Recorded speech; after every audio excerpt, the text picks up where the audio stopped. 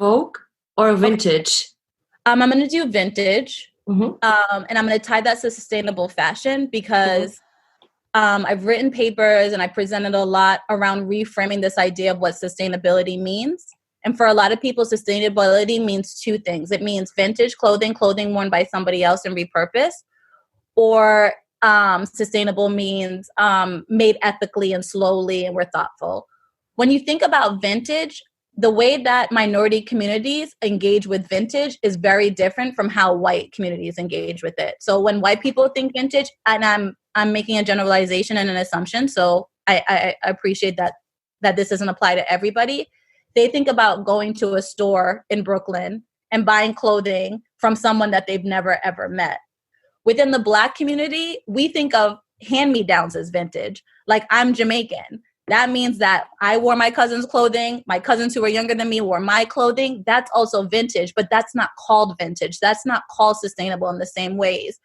White people, white culture, the white power brokers in the fashion industry have named vintage a one-trick pony. And it's like, you care about the environment, you're sustainable, and you go to a great thrift shop in New York and you buy your clothing from somebody else.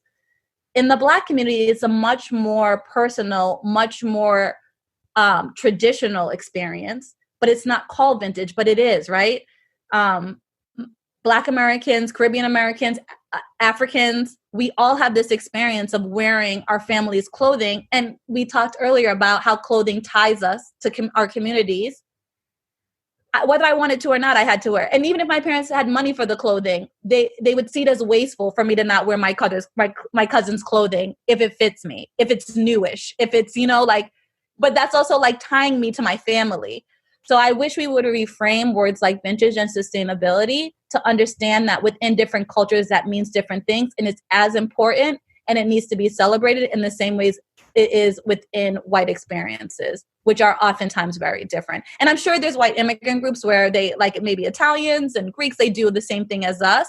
But I know when you think about the word vintage, you think about like, I'm sustainable and I'm going to buy a t-shirt. And I don't know who wore it before, which is very different. Like, I knew who wore this t-shirt before me. My cousin Nancy wore it. And when I outgrow it, I'm going to pass it down to my cousin Susie. That's a whole different understanding of vintage. And it holds as much merit and importance as anybody else's definition of vintage.